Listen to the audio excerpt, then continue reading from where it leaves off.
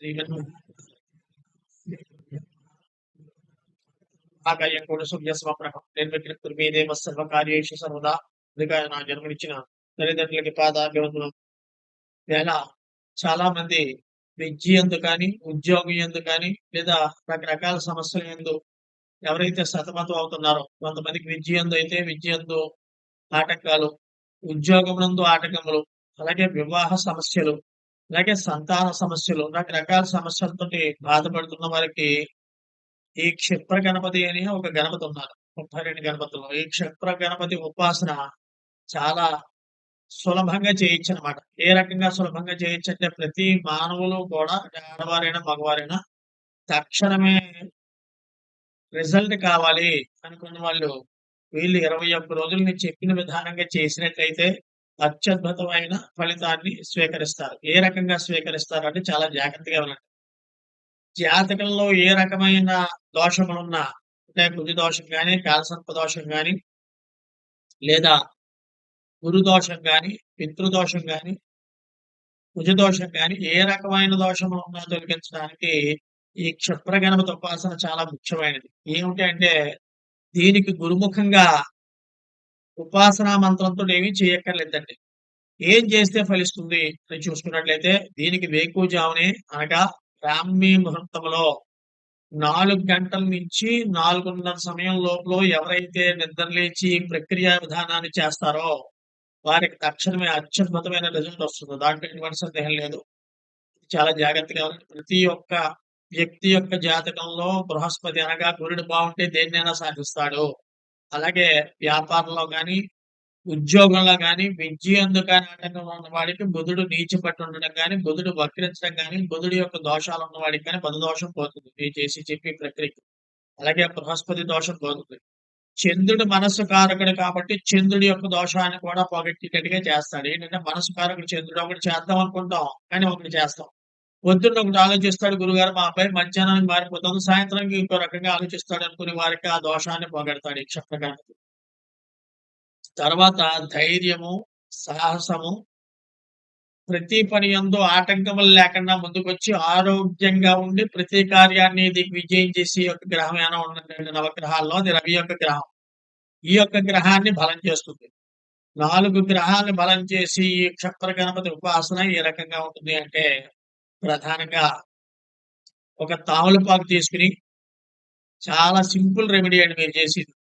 ఒక తామలపాకు తీసుకుని ఆ తామలపాకులో పసుపు గణపతి మనకి గణపతి పూజకి లేకపోతే ప్రతి ఒక్క పూజకి మనం పసుపు తీసుకుని ఆ పసుపు మొత్తంతో గణపతి యొక్క రూపం వచ్చేటట్టుగా చేయాలి. చాలా ఈజీ. కొంచెం పసుపు తీసుకుని ఈ యొక్క గణపతి రూపం వచ్చేటట్టుగా చేసినట్లయితే ఈ పసుపు దేనికి కారకం అంటే గురుడు బృహస్పతికి.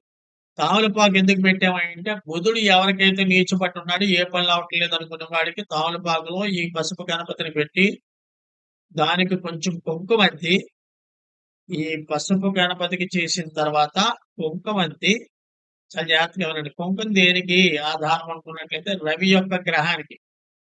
ఎవరికైతే రవి నీచపట్టి లేకపోతే బాగోలేదు, తులారాశిలో నీచపట్టి ఉన్నాడు, లేకపోతే మేషంలో ఉచ్చపట్టి వేరే యొక్క గ్రహంతో ఉన్నాడు, కానీ ఫలితం రావట్లేదు మా అబ్బాయికి కానీ అమ్మాయికి కానీ అనుకునేవారు ఈ పసుపు గణపతిని తాలుపాకులో పెట్టి కుంకుమ పెట్టి తదుపరి ఒక 16 పుష్పములు తీసుకోండి. 16 దేనికంటే షోడశ నామాలని చెప్తారు. చాలా మందికి షోడశ నామాలు మాకు నోరు తిరగవు, ఎలా గురుగారు అనుకునే వారికి నేను ఇచ్చే విషయం ఏంటంటే ఓం గం గణపతయే నమః. చాలా జాగ్రత్తగా వినండి. ఈ మూలం చాలా ఇంపార్టెంట్. ఓం గం గణపతయే నమః. శ్రీం గం గణపతయే నమః. హ్రీం గం గణపతయే నమః. క్లీం గం గణపతయే నమః. గ్లౌం గం గణపతయే నమః.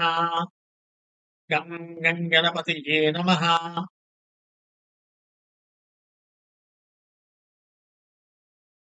గం గం గణపతయే నమః అని 6 సార్లు వేసాక మనస వాచ మీ మనసులో ఏమైతే కోరుకుందో అంటే ఇక్కడ మూలాన్ని తీసుకుంటామండి. ఓం శ్రీం హ్రీం క్లీం గ్లౌం గం గణపతయే వరవరద సర్వజనం మే వసమానయ స్వాహ అన్నది మూలం.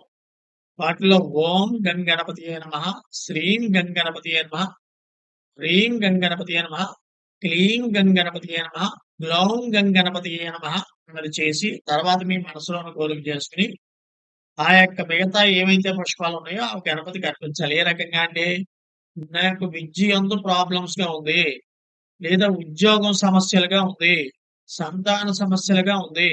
ఆరోగ్య సమస్యలుగా ఉన్నాయి. ఎవరికైతే ఏ సమస్యలుగా ఉన్నాయో వారు మనసా వాచా తలుచుకొని మిగిలిన పుష్పాలన్నీ గణపతి దగ్గర ప్రార్థనలో వేసేసి చాలా అత్యద్భుతమైన రెమెడీ అండి. ఓ పావు కేజీ బెల్లం ముక్క తీసుకొని, ఈ 21 రోజులకి కావాల్సినగా చిన్న చిన్న ముక్కలుగా చేసేసుకొని, రోజు 2 ముక్కలు గణపతికి ఒక పళ్ళెంలో గాని, లేదా ఒక తామలపాకులో గాని క్షిప్ర గణపతి దేవత గుడకండ ఫల నివేదన సమర్పయామి.